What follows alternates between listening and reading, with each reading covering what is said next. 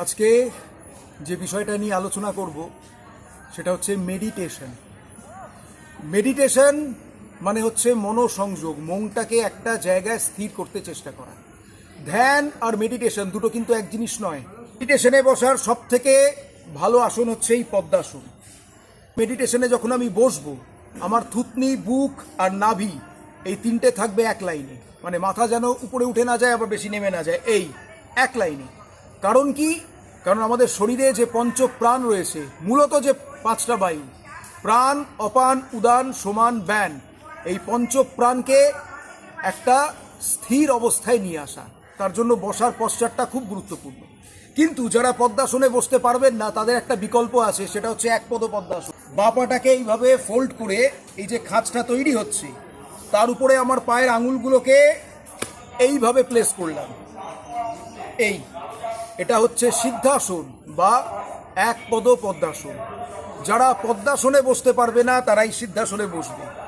এবার যারা খুব বয়স্ক মানুষ, যারা একটু বেশি বয়সে যোগব্যায়াম করা শুরু করেছেন, বা কোনো কারণে হয়তো পায়ে কোনো ইঞ্জুরি বা কোনো অ্যাক্সিডেন্ট হয়েছে, পা মুড়িয়ে বসতে পারবেন না, তারা চেয়ারে বসেও করতে পারে বা এইভাবে সামনে পা ছড়িয়ে বসেও করতে পারে, যার যেটা সুবিধা। তবে সব থেকে ভালো হচ্ছে এই পদ্মাসনে বসা। হাতের মুদ্রা থাকবে ঠিক এই, অর্থাৎ আমাদের বুড়ো আঙুল দিয়ে, বৃদ্ধাঙ্গুষ্টি দিয়ে ইন্ডেক্স ফিঙ্গারটাকে আমরা এইভাবে প্রেসার দেব, দিয়ে হাতটাকে হাঁটুর উপর রাখবো। থুতনি, বুক আর নাভি থাকবে এক লাইনে। চোখ বন্ধ করে আমরা নাক দিয়ে লম্বা শ্বাস নেব, লম্বা ছাড়বো।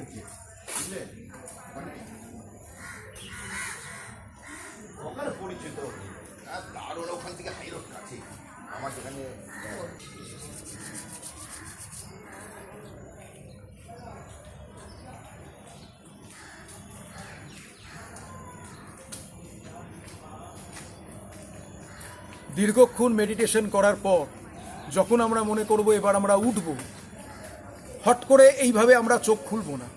কারণ এতক্ষণ মেডিটেশন করার পর হঠাৎ করে যদি চোখ এইভাবে খুলি, তা ডাইরেক্ট চোখে আলোটা এসে লাগবে, তাতে চোখের ক্ষতি হবে। ঠিক আছে? আচ্ছা, দুটো পা সামনে ছড়িয়ে একটু ইজি করে নাও সবাই। এইভাবে মেডিটেশনে বসে যে যে আসনে কমফোর্টেবল, এইভাবে যদি আমরা ব্রিদিং এক্সারসাইজ করতে থাকি রেগুলার, নিয়মিত, সকালবেলা, বিকেলবেলা বা একবেলাই অন্তত যদি এই ব্রিদিং এক্সারসাইজটা আমরা প্র্যাকটিস করি, তাহলে অচিরেই আমরা টেনশন, ডিপ্রেশন, স্ট্রেস এইগুলোকে আমরা জয় করতে পারবো এই সহজ কতগুলো ব্রিদিং এক্সারসাইজ প্র্যাকটিসের মাধ্যমে। সবাই মিলে বলি, রোজ করলে যোগ। আমি টাইফয়েডে আক্রান্ত হয়েছিলাম, কিন্তু খুব কম সময়ের মধ্যে, যেহেতু রেগুলার যোগব্যায়াম প্র্যাকটিস করি, আবার উঠে দাঁড়িয়েছি, মাঠে এসেছি, আবার ক্লাস নিচ্ছি খুব অল্প সময়ের মধ্যে।